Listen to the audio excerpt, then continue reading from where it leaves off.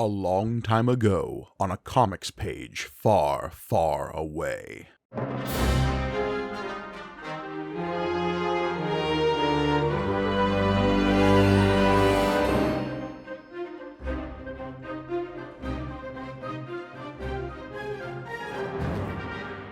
Greetings and welcome to May the Panel Be With You, the Star Wars comic book show brought to you by the Punch Up Entertainment Network. I am your humble host, Mike Gargoni, and joining me, as always, the microwave-induced drink dispenser to my luxury pleasure yacht. It's John Campbell.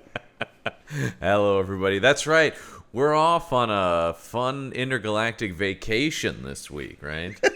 It certainly seems that way. Though, if anything, this is more like returning home. We've been on our vacation off into the manga adaptations, and now we're back in the realm of the 1970s Star Wars comics. And boy, does it not stop being weird.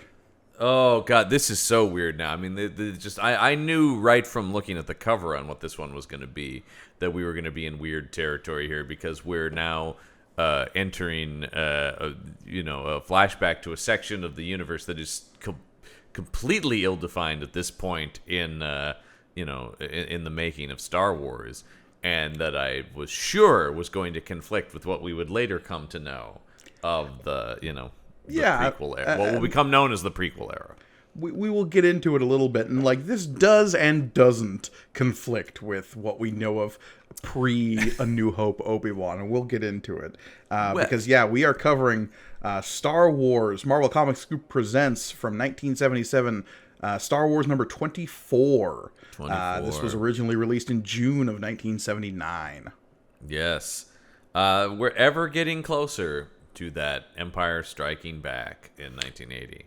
Yes, indeed. Yes, indeed. And this feels like a whole lot more treading water while we wait for that. This one is really treading water. And also, even in you talking about it does and doesn't conflict with what we know of the prequel era and young Obi-Wan, I think the treading water of even we don't want to talk too much about that stuff, though. It's sort of like, let's flash back to it, but also add nothing.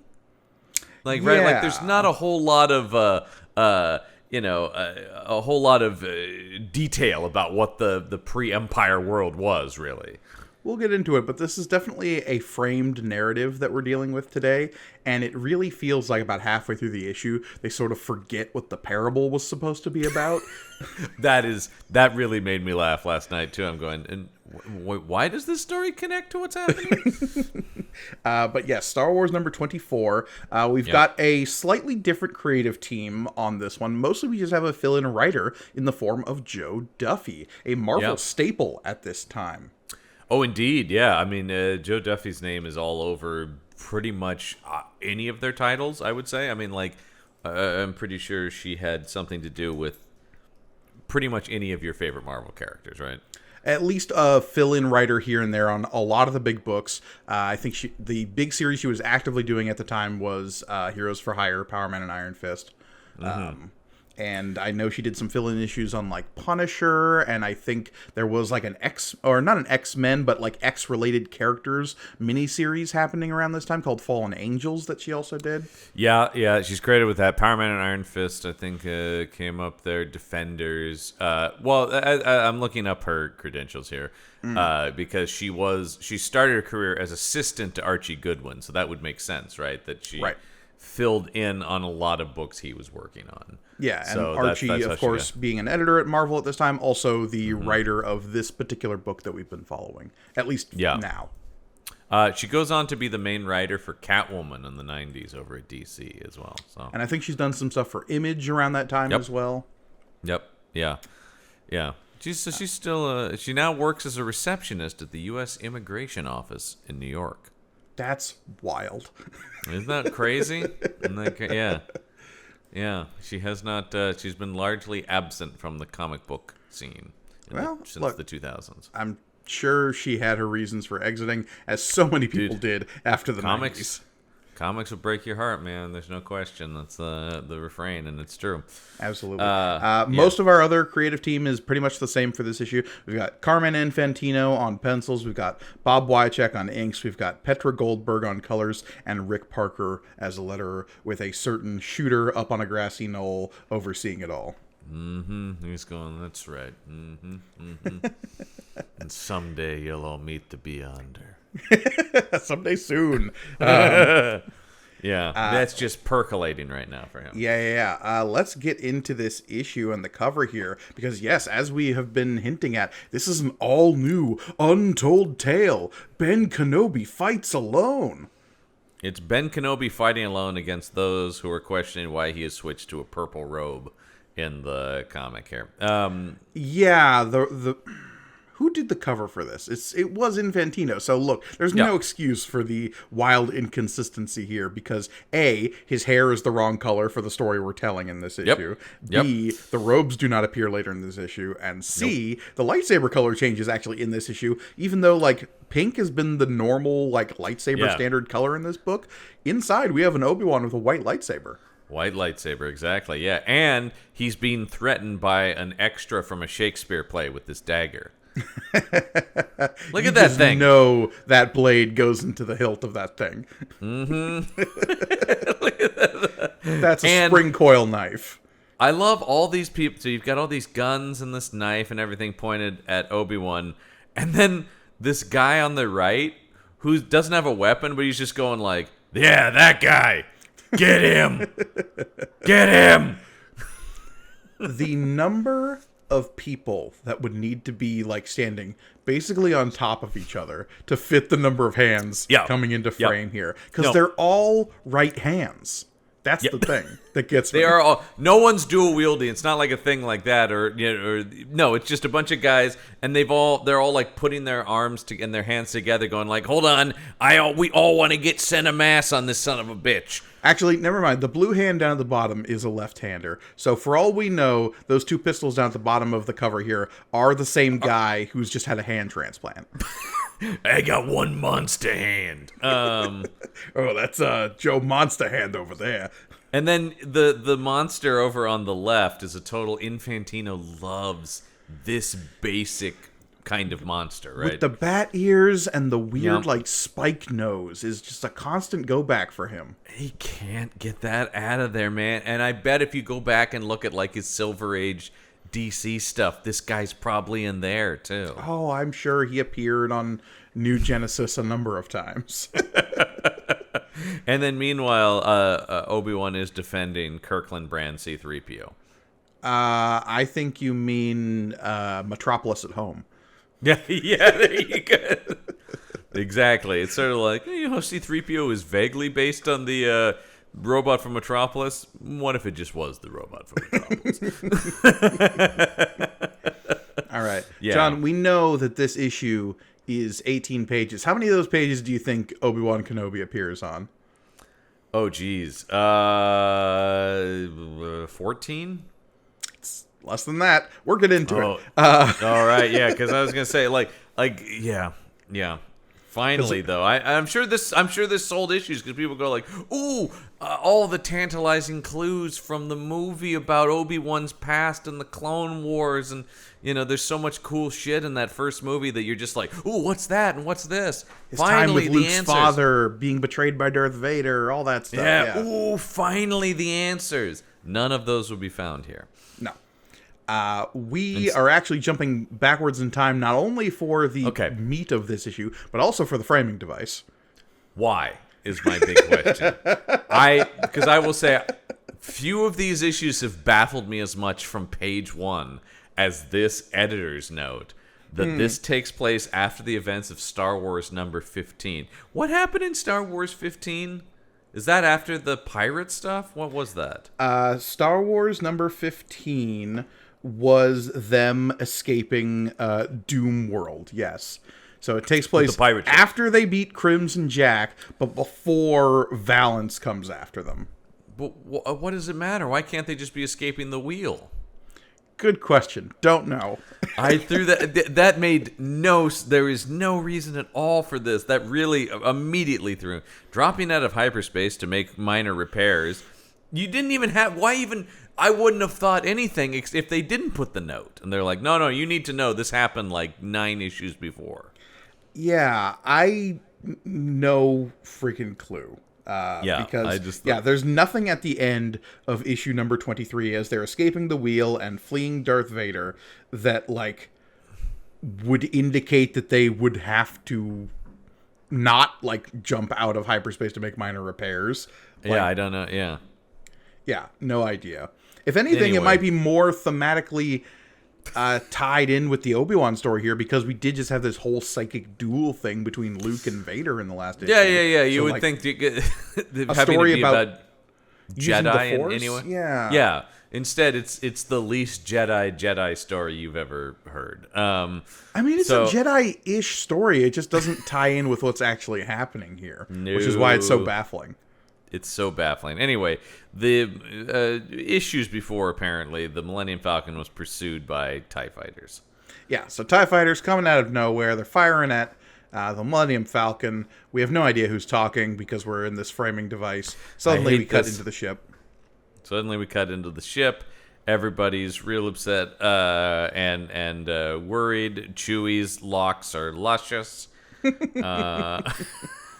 Man, I hate to do this. I have read ahead, like I've said, but in the past. Yeah. I know that Infantino is going to be like the majority of the artist we deal with here. Yeah. But like, there's a couple of issues where like Walter Simonson takes over, and God damn it, everyone else just draws a much better Chewbacca than Carmine Infantino. Infantino might draw the worst Chewbacca. Period. Like really.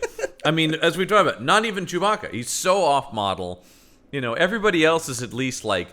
Even if they doesn't look like Harrison Ford or whatever, you're like, oh, baseline, that is the general design of Han Solo or whatever. Yeah. Chewbacca's way off. We always talk about him being Sasquatch because that's what he looks like. Is Marvel character Sasquatch. The hair's too long. The face is all wrong. Yeah. Anyway, all right. We've made our point. we get some dialogue from these TIE fighter pilots who are like, hey, I think we found a weakness in their shields. Good job. Concentrate your fire on that weakness in the shields. They sound like A-Team henchmen, right? Where it's just like, hey, how you doing? Yeah, but you're just like, yeah. It's so weird to suddenly just hear that. And they frasked the hell out of the Millennium Falcon. I do like a good frasp, yeah. Yeah.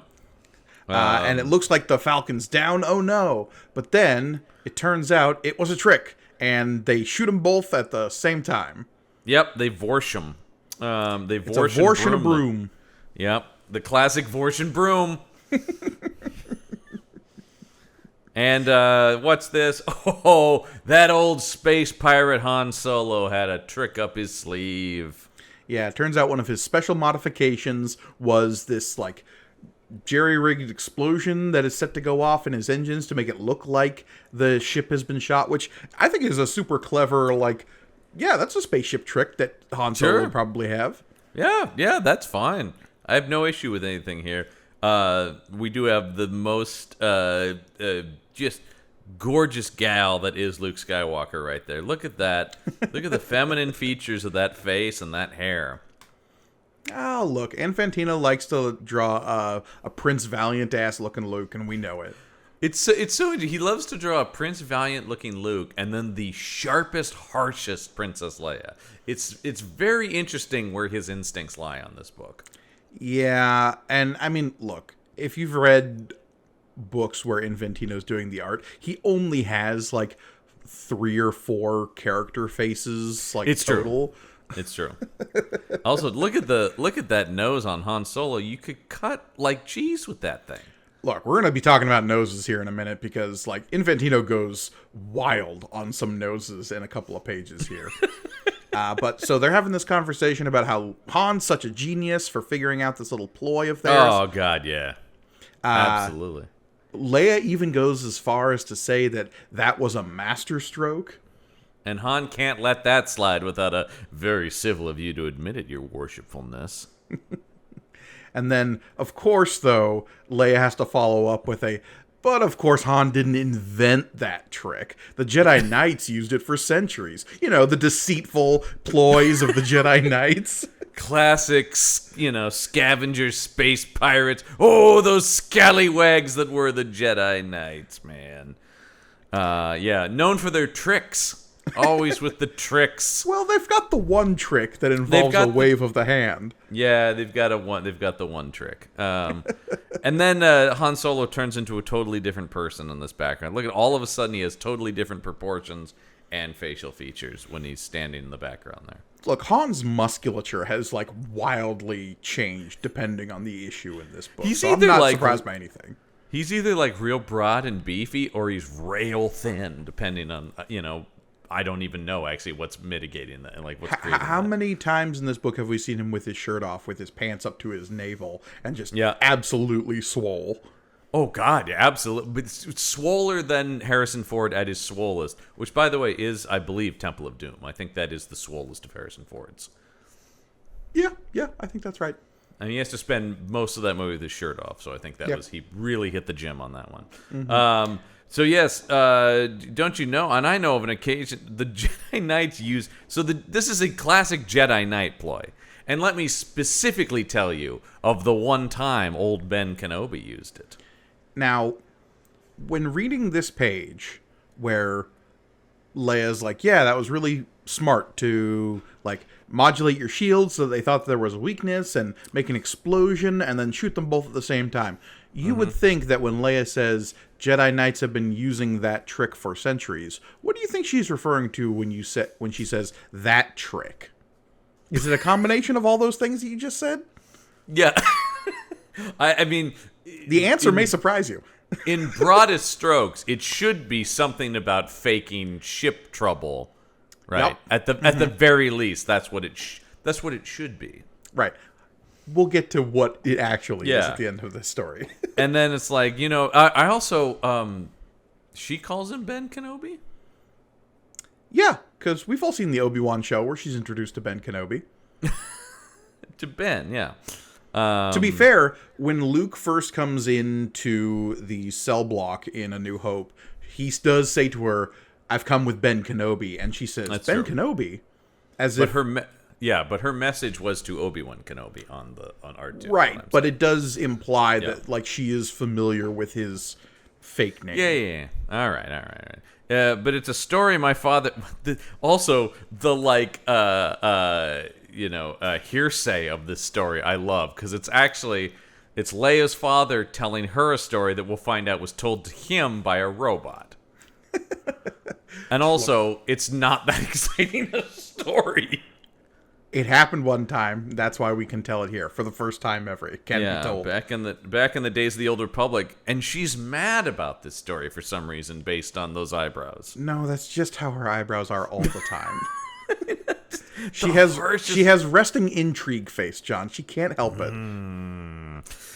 I hate the way Infantino draws Leia. It looks like she is a scheming court vizier. It really is.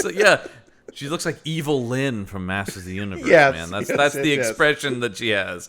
All right, so so we're flashing back to the days of the Old Republic. Now, this is canonically the first thing we've ever seen in Star Wars of the Old Republic, right? The first time we've actually seen the Old Republic.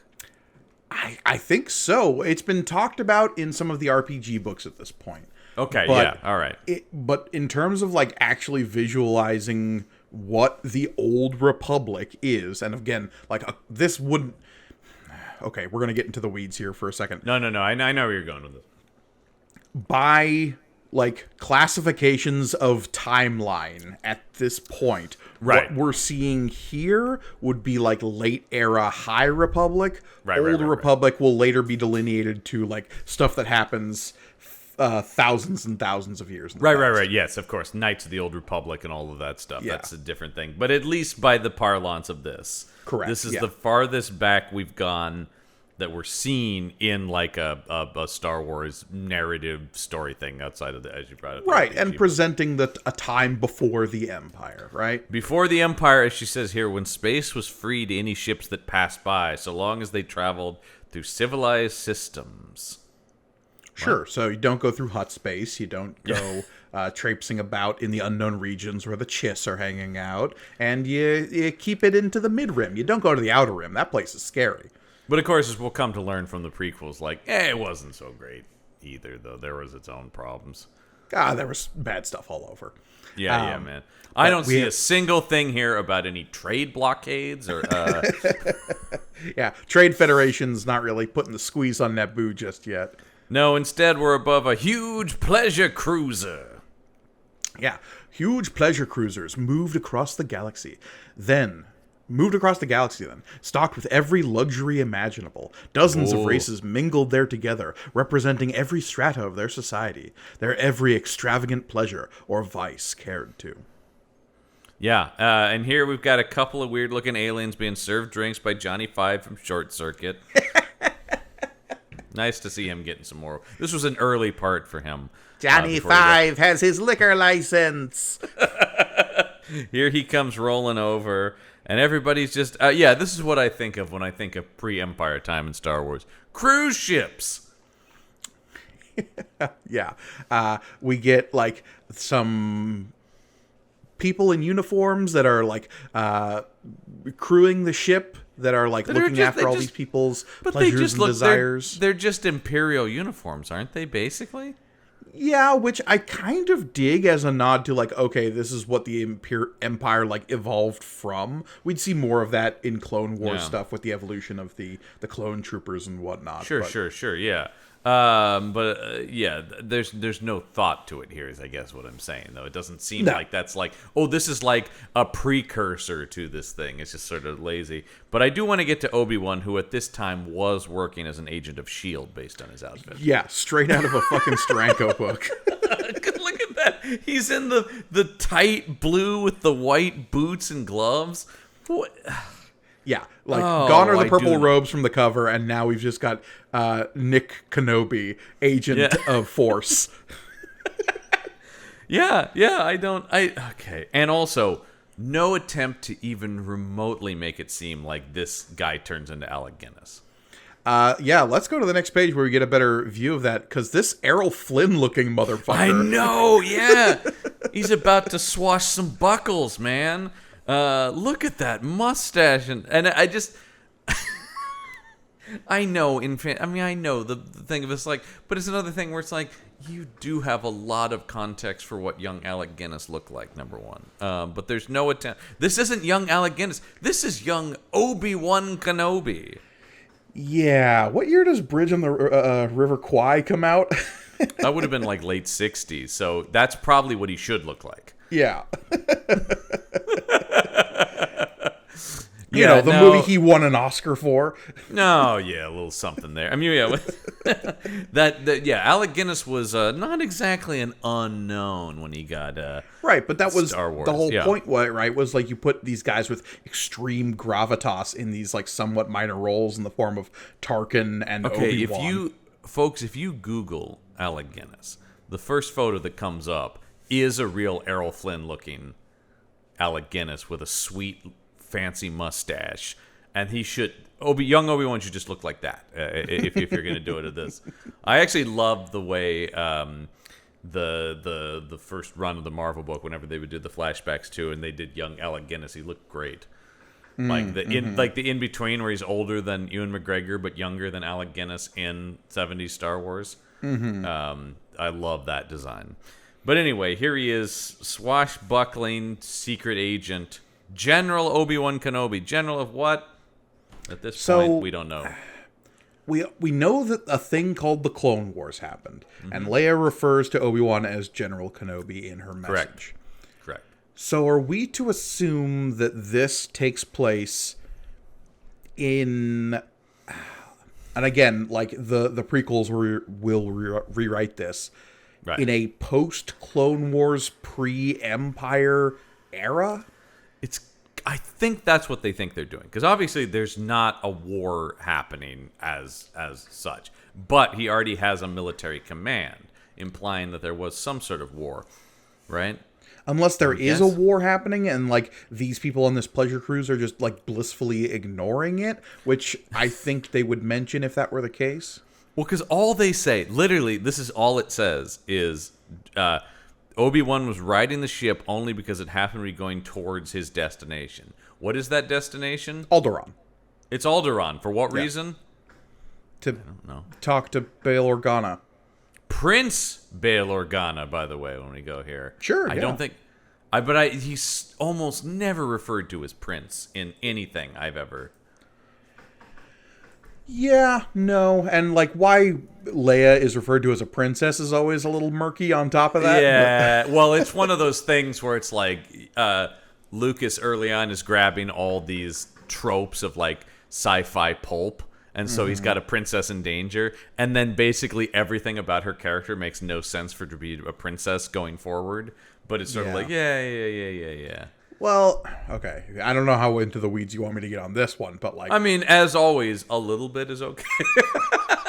In a lot of the expanded universe stuff, how the, like, politics system on Alderaan works is a little Game of Thronesy. Like, there's all these houses competing and jockeying for political power, and the Organas have, like, been one of those major houses for as long as anyone can remember. And the heads of those houses are usually referred to as prince and princesses, and there's no actual, like, ruling monarch of the... Well, see, that makes much more sense. Yeah. As opposed to the democratically elected queen of Naboo, which always weirded me out. That always was so strange to me. Look, it's a democratic monarchy. I think there's a good system there. Let's elect a 14-year-old to rule our world. Yeah, I know. Also, I still want to see Padme's, like, election campaign and stuff like that for that. What was that like? Her opponent is going like, she's a child! Well, look, when you're running against Jar Jar Binks, the swamp fool. Yeah, it was a shoo-in. She won in a landslide. But to be fair, there was some redlining and stuff, and the Gungan vote was suppressed, actually. It's true, yeah. The Gungan voter ID laws really put a damper on that election. Oh, man, it was really tough, man. I'm sorry, we cannot accept this swamp coin as your form of ID. So let's meet Obi-Wan's new best friend, 68 RKO. That sounds like a radio station. 68 RKO, playing all the hits of today. RKO 68, The Rock. It actually, I wonder if it's a reference to the old movie studio RKO, and specifically, it wouldn't be 68, but RKO 281 was the code for Citizen Kane. I don't know if that has anything to do with anything, or if they're just slamming letters together. Could be both. But anyway, we meet this droid, and we are told more about the droid racism that exists here in the Star Wars universe. This comic has added even more bizarre wrinkles to the presence of droids and people's perception of them in the Star Wars universe, which still is not explained enough, in my opinion. We can't go on to, like, talk about the droid stuff because it's just a whole philosophical rabbit hole that never ends. It's a conversation we've been avoiding. We're always just like, because it's a whole thing. Until we read a comic that directly addresses it, I feel like we have to sweep it under the rug just as much as the comic does. But every new piece that it's addressed in anything I read or watch, I'm always just like, God, droids are a weird part of this universe. And it all spins out of that one guy in the cantina on Tatooine going, your droids, they're going to have to wait outside. We don't want their kind here. Yeah, it's like, and if you thought that guy was racist, the guys in this comic are like, hold my beer. Yeah, because, okay, let's talk about noses and the transformation thereof with this guy in the red turtleneck here. It's not a turtleneck. It's like a button-down something or other. This whole character design is completely insane. Well, and it looks like this hawkish, weird goblin face for these middle two panels here when he's accusing this droid who's talking to Obi-Wan to be, like, not a person and needs to get out of here because he's What's a racist that asshole. Thing doing in here? He says. Yeah. Why don't you go below decks where you belong? This Jedi may be a lousy droid lover, but the rest of us don't want your kind mixing with people. Yeah, this is the idea of there are people who are like dismissive of droids, and then we run into occasional characters who are like hateful of droids. Right, because they're trying to be people, John. We can't have That's that. it exactly. It's like, you think you're a living thing, you son of a bitch? You bucket of bolts. Get back where you belong in the cargo hold. Jesus. Well, thankfully, Obi-Wan doesn't take this sitting down because he immediately kicks this guy's leg so hard that he goes flying into a table. I recommend in the future you make your trips alone. So okay, that actually does kind of, yeah. Poking this droid. He wasn't like running at the droid. How does Obi-Wan trip him like this? I don't know. I will say, though, the sassy comment is very on character for Obi-Wan. Oh, yeah. But he scams him good, man. So then, when his face hits this table, on the next page, it is radically different face. Yeah, well, Obi-Wan, he hit that table so hard it reconstructed the shape of his face. And this is where he pulls a dagger. And I gotta say, going to this next page, kind of badass the way Obi-Wan just murders this man. So, the droid, RKO, has come to Obi-Wan because the captain of the ship, Captain Quasar... oh boy, was that a Flash Gordon ripoff of the 1940s, you know? Yeah, 100%. But has asked Obi-Wan to look after this droid, and Obi-Wan is agreeing, but this red shirt is getting in the way. So, he pulls a dagger, he comes to Obi-Wan's back, and Obi-Wan... Faster than thought, Ben reacted, his hand flying to the hilt of his lightsaber and pressing the activating stud. Activating stud. We still are talking about the all over the place ways that like lightsabers function. Mm-hmm. Activating stud is an interesting description. But just the casual, not even looking back behind him and just activating the blade so it comes out and I guess presumably impales this man. I mean, say what you will about the movie, and we won't relitigate it here, but there is a similar lightsaber kill in Rise of Skywalker with Kylo Ren, when he just turns the lightsaber on, then turns it off, and it just like burns a hole through a guy. Yeah, it is one of the few things in that movie I will say is legitimately awesome. Mm-hmm. But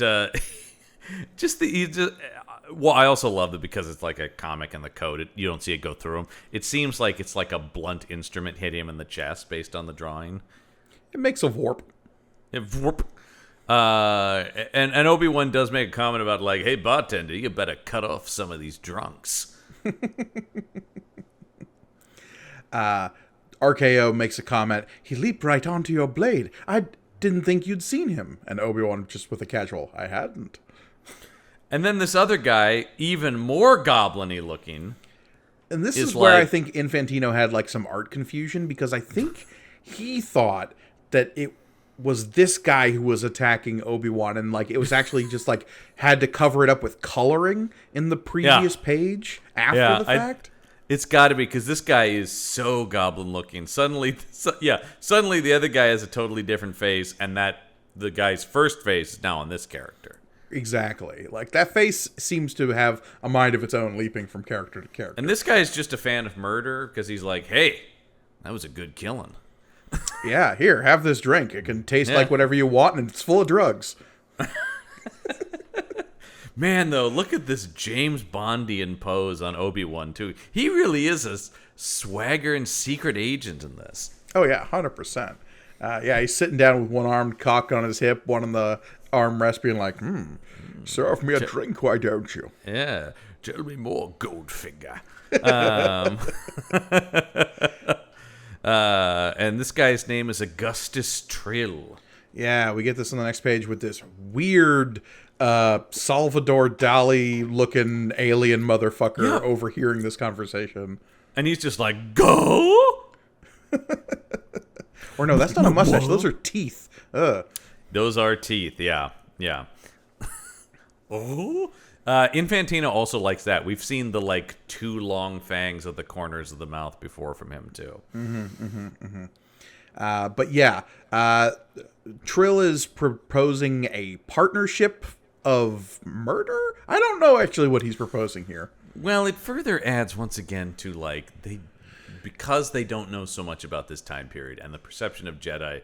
It seems so insane to me now that this like open criminal would be trying to do business with Obi-Wan Kenobi. Once again, in my understanding of this, where you would think, Right.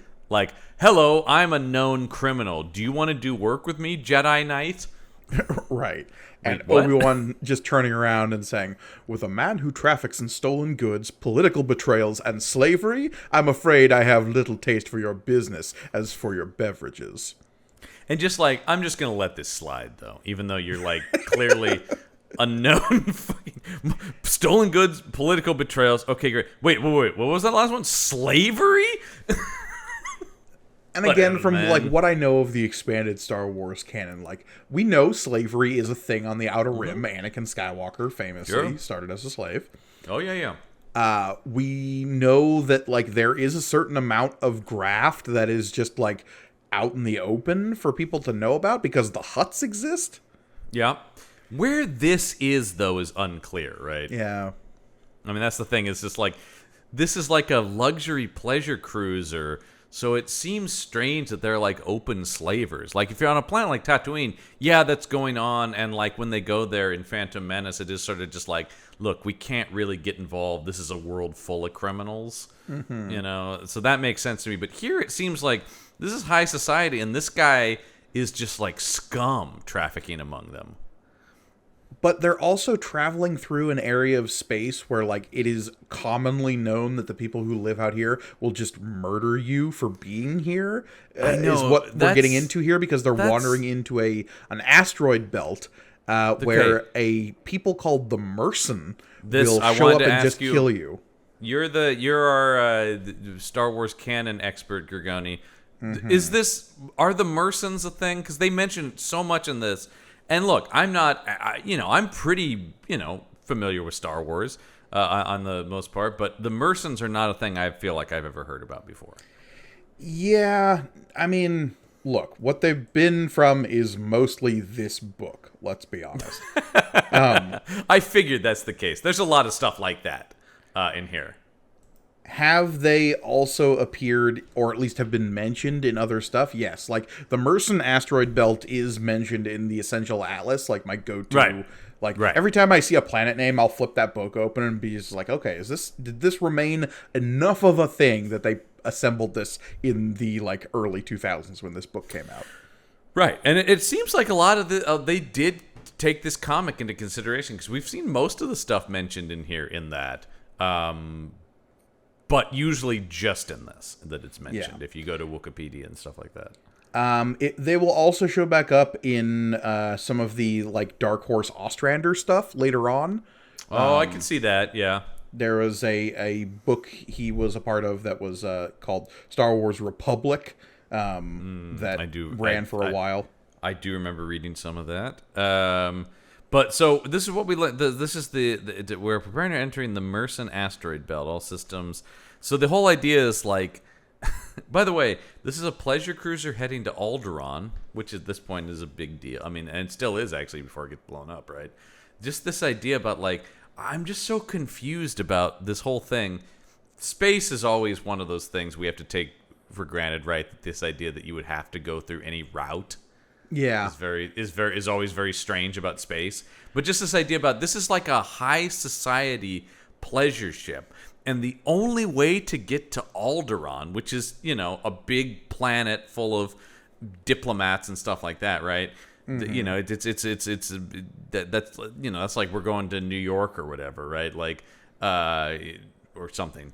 Or specifically, Europe or Alderaan is like part of like the inner core of the galaxy. Like it's in what is considered civilized space. That's what I mean. So the only way to go there is to pretend to be scrap in an asteroid belt. Otherwise, you'll be killed by.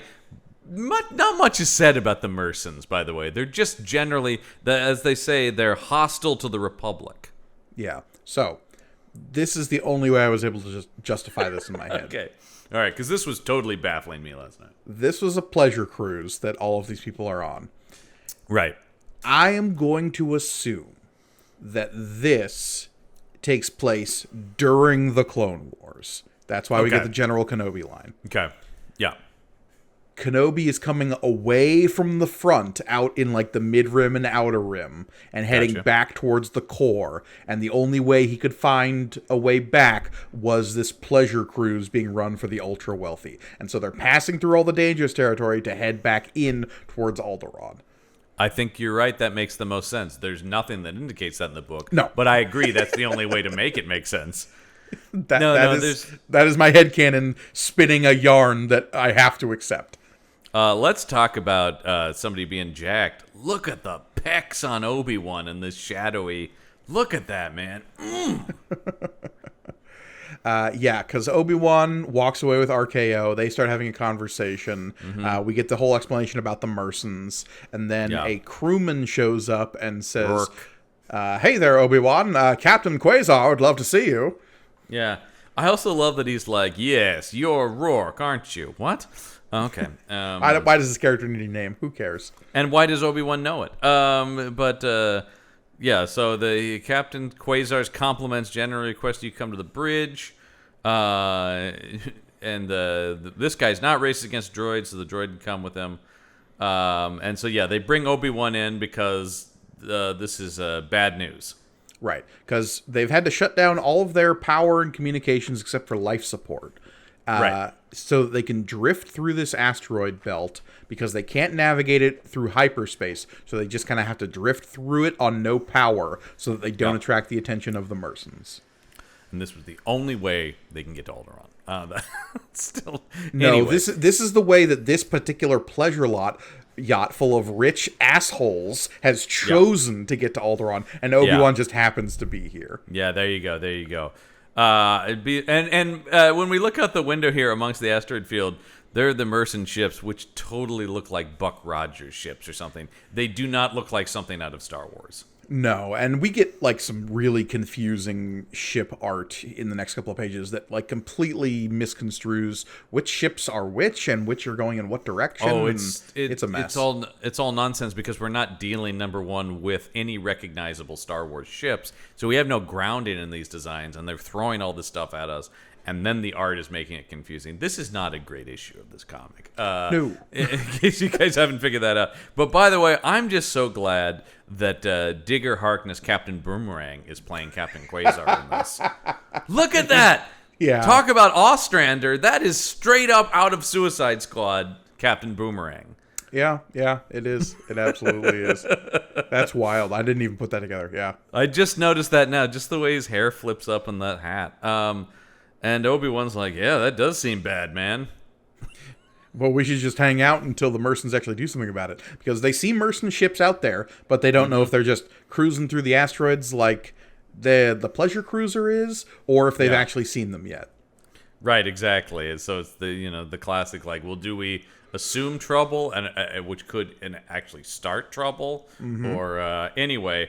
Let's go talk to the next page and back to our spine nose friend.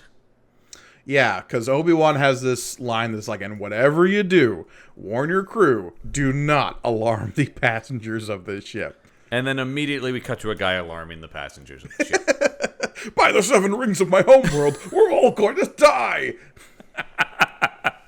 And I was kind of excited that this could turn into the Poseidon Adventure in space.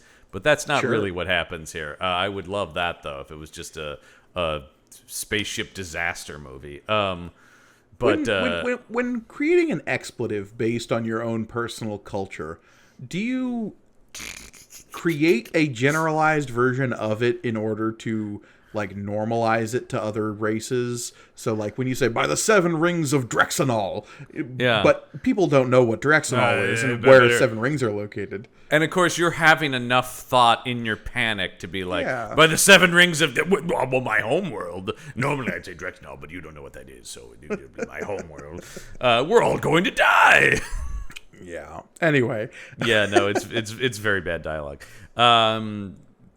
Yeah, and then I just love, don't tell anyone, cut to one panel of a guy telling people, cut to, yeah, they know. It can't be helped. Yeah, well, everybody's going to panic then.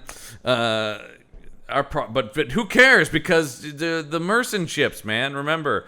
And also, luckily, the food and drink dispensers are still going, so everybody can just get wasted. Yeah, right? and we see that microwave emitting drink machine that makes all the drinks full of drugs that taste like whatever you want. Just passing them out to people. Hey man, let's calm everybody down by drugging them, right? Like that's the don't worry, give it a couple minutes and everyone will settle. You know what's really good? Stimulant laced with a depressant. Oh God, yeah. Nothing going wrong there. I want to go two ways. So weird pose on Obi-Wan here. Yeah, I don't know what exactly he's doing there, but he is exclaiming because the merchant ships have turned and they're coming in our direction. Also, I'm just now noticing, look at his belt. That's not a lightsaber hilt. He just has a broadsword. I mean, sometimes you need a broadsword. Infantino forgot what he was drawing here, and he's like, "Oh God, I was drawing a medieval adventure comic." Look, between Captain Boomerang and Nick Fury, we've got a lot of competing art styles going on all here. over the place here, and a little Prince Valiant thrown in on top of all of that. So why not? Some Metropolis as well. Also, just asteroids with speed lines for days. God, yeah, and then of course the Flash Gordon rocket ships while we're at it too. But also the classic Jedi exclamation, "By the Force." By the Force. You haven't heard that? You don't remember when Mace Windu said, "By the Force"? By the Force, motherfucker. Yeah, they must be receiving a signal from within this ship. Okay, wait a minute. Obi-Wan, I'm just a peacetime spaceman. Shit. We're not in the Clone Wars, are we? I guess not. Maybe we're pre-Clone Wars? I have no idea. Yeah, they don't know.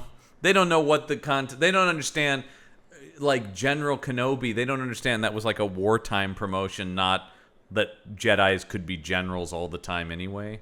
Right. And also, like, how the age of this Obi-Wan looks like, that period in Obi-Wan Kenobi's life that we know of was exclusively spent on Tatooine. Like, any Obi-Wan we saw during the Clone Wars and, like, before the Empire looked a lot younger than this guy. Exactly, yeah, because he pretty quickly, the only time we see him not, like, bearded and stuff like that, he's the Padawan to Qui-Gon, right? So yeah. Here we're dealing with, this is definitely a middle-aged Obi-Wan. Right. And again, he spent 20 years on Tatooine. He should be on skin cancer, so he should be on Tatooine here. Yeah, because he ages very fast on Tatooine, as we know. Look, there's the rest of the galaxy years, and then there's Tatooine years. That guy's got some Tatooine years on him, if you know what I mean. Okay, them city miles. Yeah, now it's just nonsensical space combat, right? There's and again, I can't really tell the spaceships spaceships apart here. They have changed style. Now they kind of look like Imperial Star Destroyers. Yeah, they have suddenly decided to become Imperial Star Destroyers, and there's way too much going on with the cruise ship. Yeah.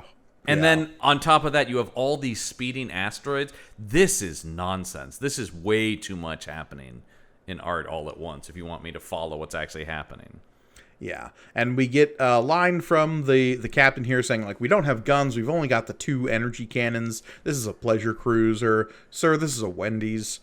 I don't know, did you want to order a Frosty, or, like, what are you doing? Yeah. But don't worry, yeah, because they only have these cannons. They have, we don't have any arms. Like, don't you have something? I was like, well, we do have those energy cannons, I guess. But those are standard. Those come standard with any vehicle, man. Everybody, the family sedan has energy cannons. But they might just be enough for ordinary scout ships. So Obi-Wan takes command of the ship. Because he's a military man, as opposed to the captain who's just a peacetime captain. I'm a peacetime captain, man. Yeah, this guy's like, I'm a commercial pilot, so this is like asking your United Airlines pilot to fight a battle. But thankfully, Obi-Wan's here, and he is guided only by the Force. He doesn't know actually how to pilot a ship this big. He's flying on vibes. Yeah, exactly, man. I mean, he might as well be Han Solo at this point. And they just start blowing people up. Or the way it's drawn here, spraying them with fire extinguisher, purple, like, look at that. Well, they get Skrakowed, which... Yeah, but look at even the Skrakow is like this, like, foaming, like... Yeah, look. This is the bad, consistency of explosions and fire in space in Star Wars is not something we can start thinking about now. I think this is more a coloring error where it's like, sure, I would make the explosion a different color than the energy blast. Yeah, making it all purple is odd. Because it looks like the energy blast is then forming into this, like, cloud. And this is a digital scan of a 30-year-old comic. Lord knows, or more like 40 years old, how many like coloration errors they've had in the number of scans we've had to get to the digital version we've seen.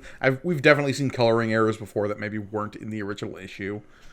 That could be true. I don't know, but what I can only judge what I'm looking at in front of me. Sure. And so the so much of this too now is. The next page is also all just space and fire and but here at least they're doing couldn't tell you what's going orange. On here.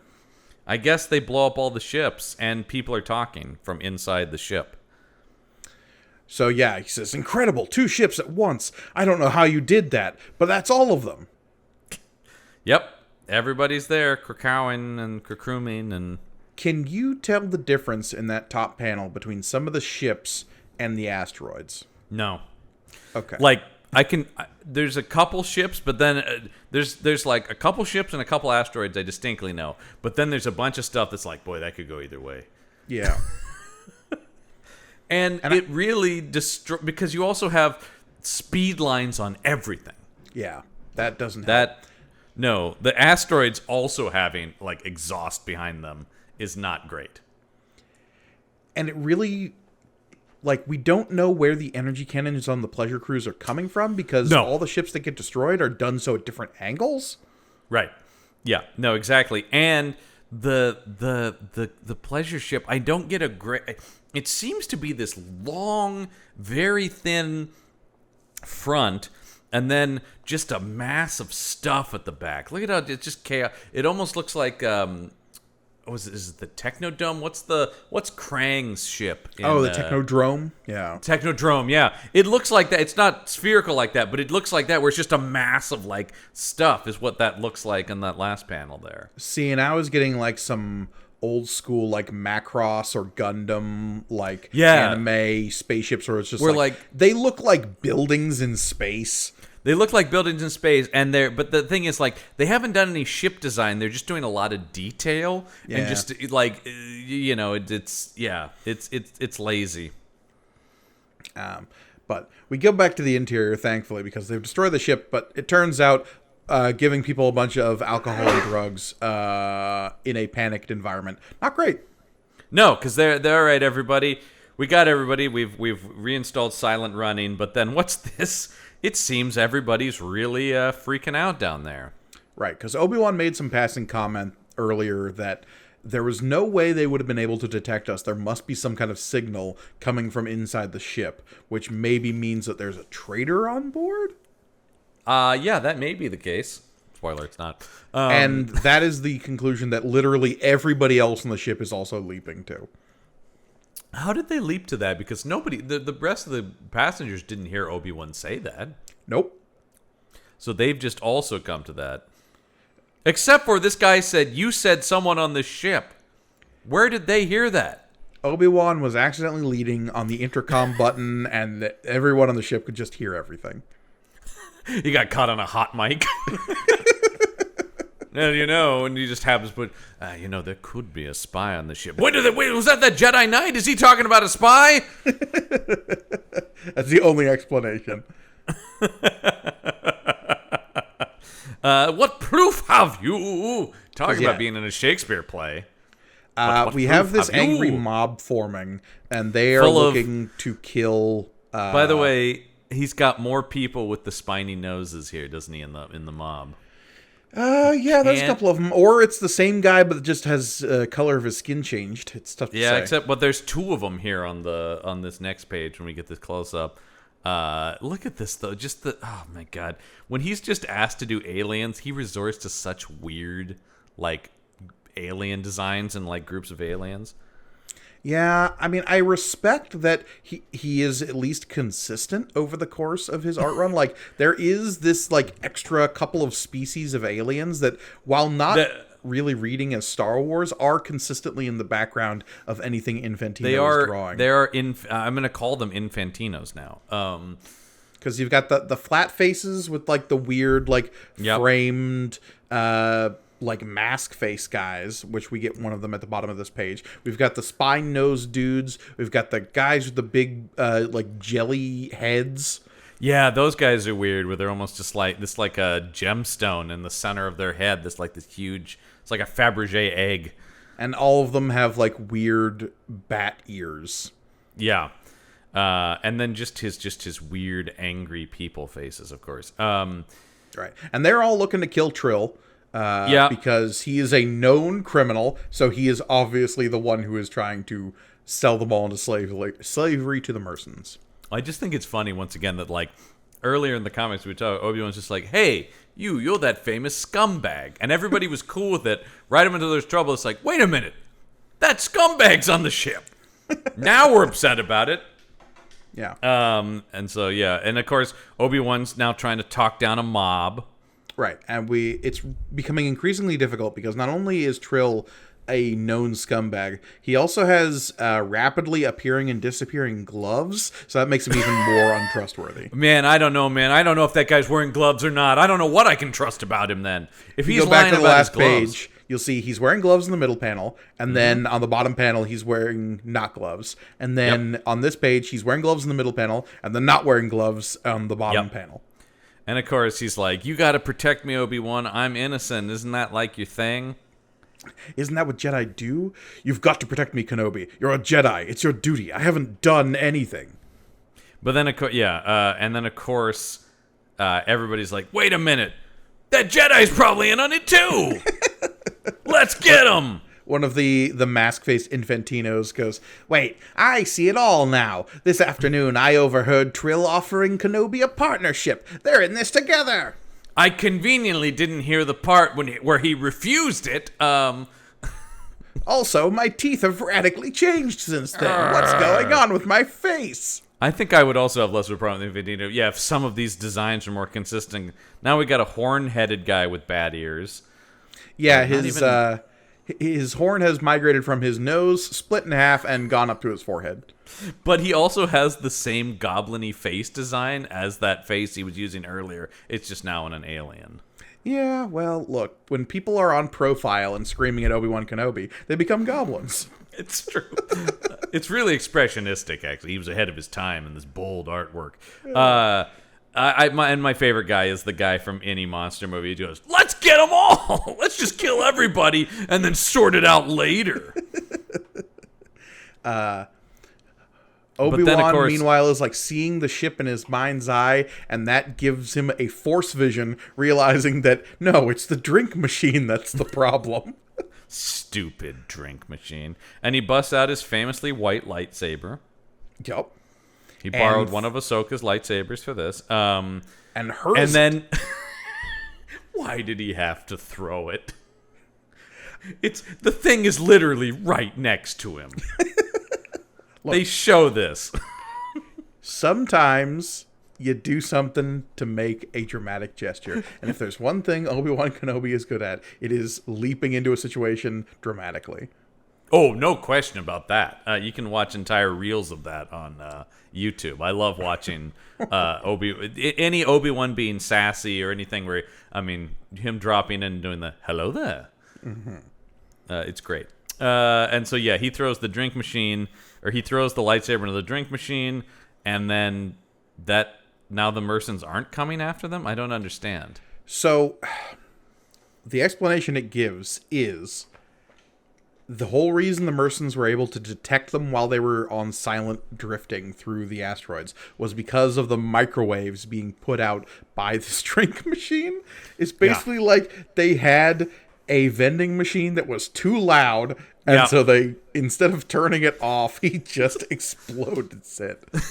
Which would seem like, But I don't understand. Then it's like, once they don't have that immediate ping, aren't they like already on them? And it's just like, oh wait, that went away? That must be nothing. You forget, John, he blew up both of them before. There can't be any more. Out in the asteroid belt, the Merson ships lost track of the pleasure cruiser and began to wander aimlessly as the source of the microwave emanations that had attacked them, or attracted them, was destroyed. Okay.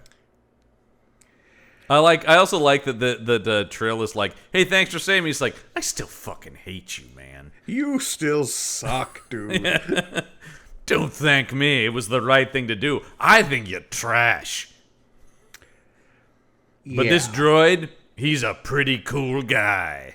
So, remember how this story was initially about how Jedi had tricks like old Han Solo played back in the day, and how this is now also the end of the issue, and Leia's story just sort of drifts off as she says, and he told the droid, and the droid told my dad, and my dad told me.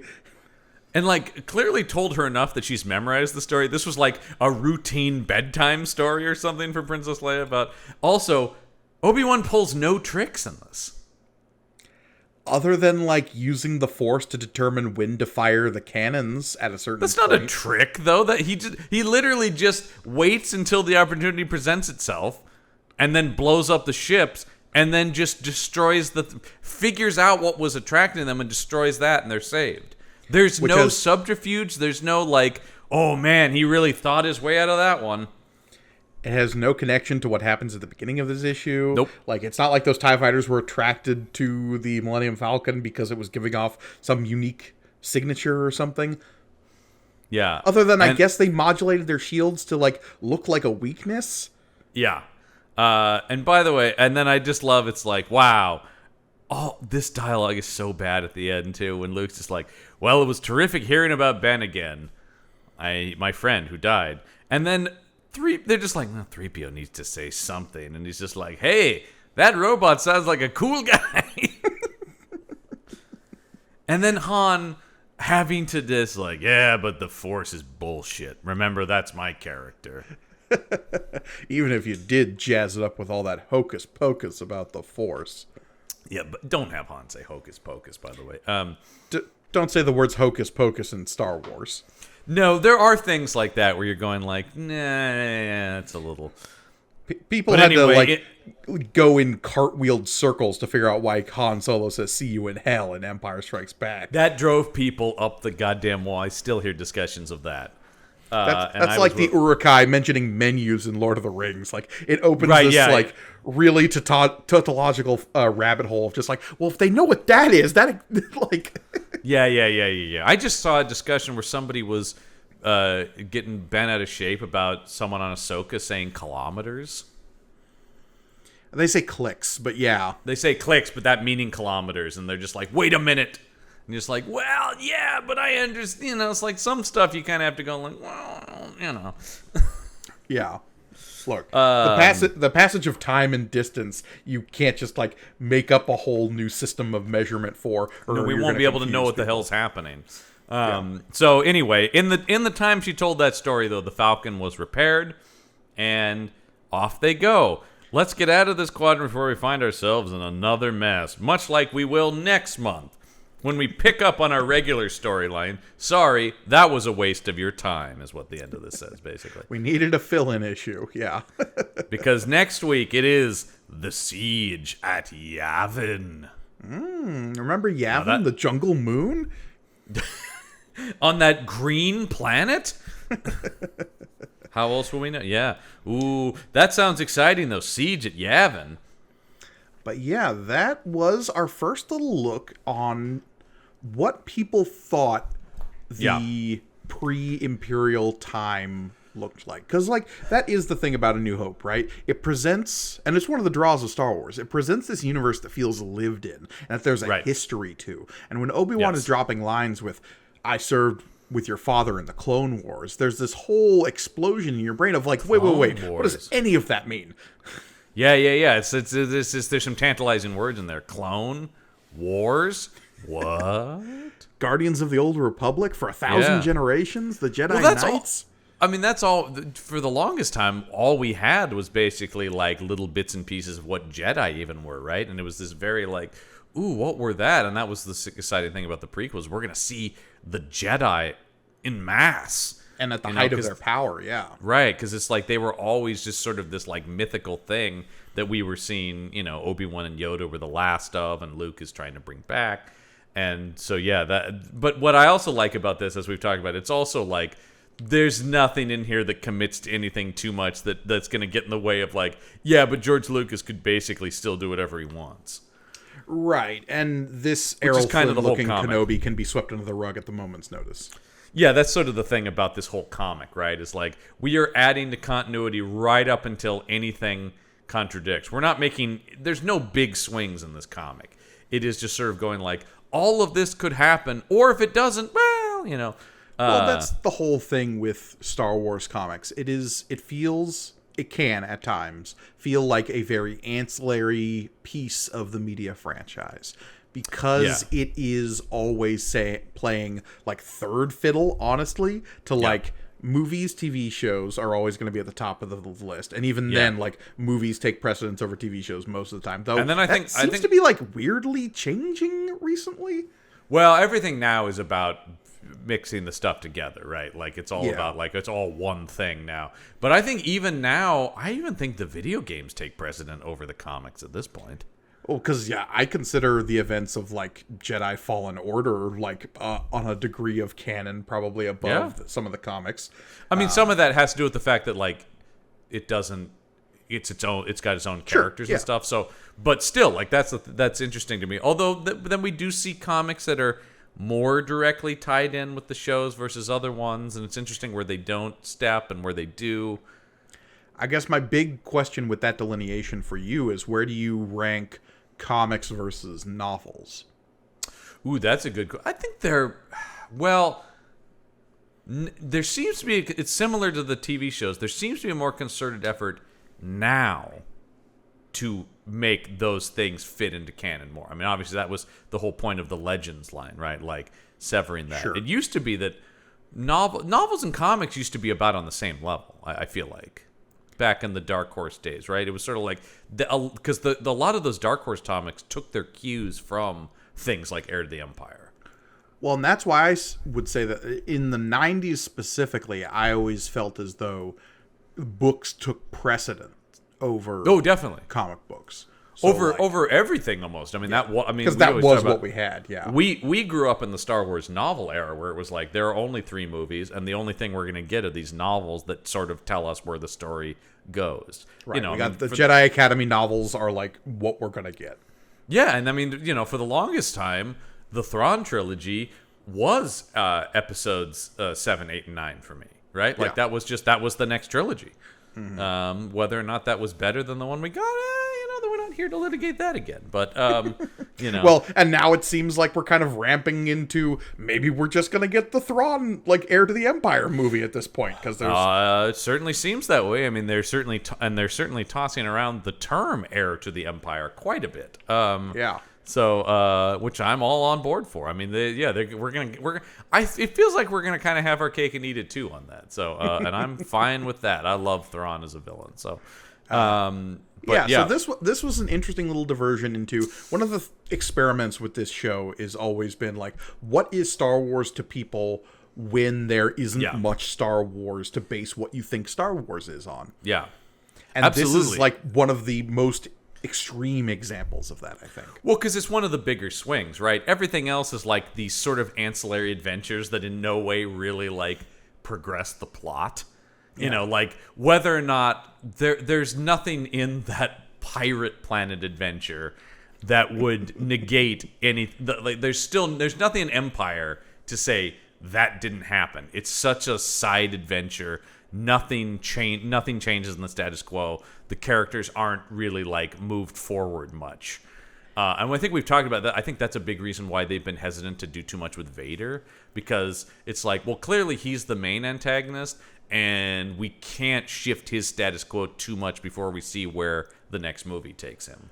Well, and that's why the end of the Wheel arc felt like such a bigger swing when you have a actual confrontation, albeit like a metaphysical one between Once again, Luke and Vader. And that's another thing where it's like we want to do this thing, but we're still gonna do it in a way that like doesn't start breaking down story stuff. I wish it was more readily available, because I've talked about I would love to do this same approach with the Star Trek comics.